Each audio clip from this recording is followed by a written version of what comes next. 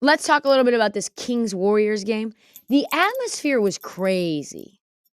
People were giving me a hard time like I've never been to an NBA arena because I said that they had this whole thing planned.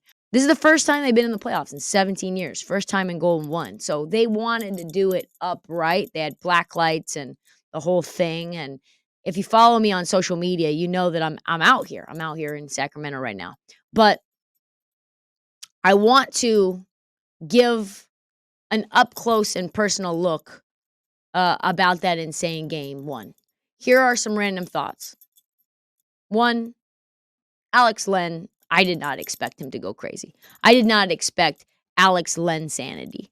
Did anybody? Did anybody think he was going to be a difference maker in this game besides Mike Brown?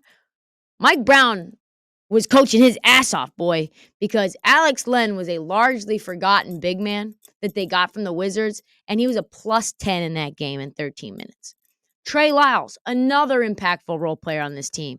I saw him practicing. He was the last guy on the court right before the game time, and I was like, wow, he's hit 50 consecutive threes in a row.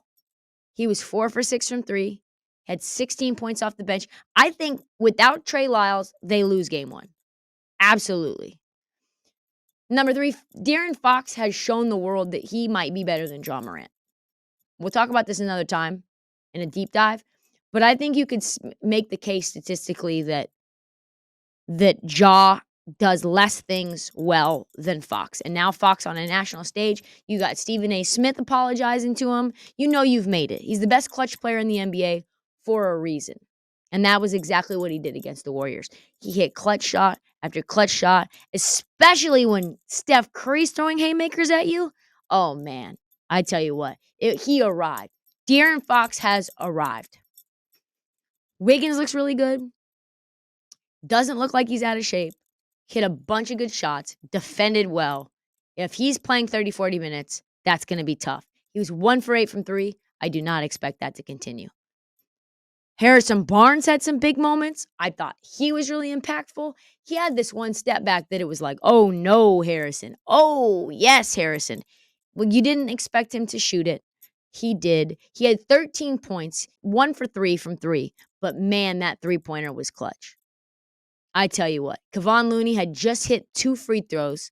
They had made it a one-possession game with 2:49 left, and Barnes just blew the entire arena up with a clutch 3 to put him up 6. Every time the Warriors clawed, somebody responded, which I think was really the story for the Warriors, is every time the Warriors did Warriors things, the Kings responded like they were the Warriors. Lastly, there's no real answer for Malik Monk. I don't know that this team can stop him. He was 14 for 14 from the free throw line, but he was slicing through that defense like a knife through hot butter or a hot knife through butter. He's too athletic for them. He is. He's going to get Kevon Looney in foul trouble. He sees that he's faster. He sees that he's more crafty. Yes, maybe he's a wild card from a shooting standpoint, but if he's getting into the lane, which I think that the defense is going to allow him to do, I mean, you can see Malik Monk easily getting 20, 25 points a night. Finish it up with some quick thoughts, quick hitters. The refs were terrible. Kevon Looney was really good against Sabonis. Not so great against the guards. He could end up getting, I think, ran off the floor by, guys like Malik Monk. I think both teams are going to push the pace a lot.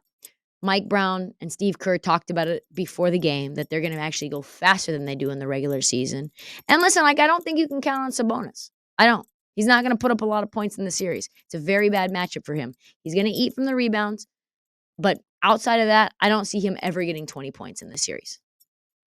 Both teams, though, offensively started so bad from 3. There's going to be a lot more offense to be had. It still hit the over, and they started off slow. At one point, the Kings were I think 4 for 21. Everybody thinks that they feel good about the Warriors and our dubs, but the Kings at one point were so ice cold, and they were only down 12. If they come out like themselves, this could get ugly really, really fast. A couple of other points really quick before we go to game 2. It was interesting seeing the game up close and then see how the national media talks about the Kings' victory. And Not surprisingly, most of them are spinning it in the Warriors' favor. It's Golden State. Golden State's the marquee team of the league. That's why they're on national TV and other teams like OKC and the Kings aren't. I can explain why that is. Um, I think that they're just a team that is centering itself in every conversation. The national narratives push this at every opportunity. This is what The Athletic wrote. The Warriors lost game one, but it felt like they won something too. They finally got Wiggins back, and he's ready for this. In game one, he galloped all over the floor, blocking a career high 4 shots, made 7 of his first 12, and played 28 rowdy minutes. Like, I don't know that I would put Andrew Wiggins in that light. He was good, but I don't think he's just this monster that's going to turn Golden State into some sort of powerhouse against the Kings. Here's another example of a pregame of what ESPN hid.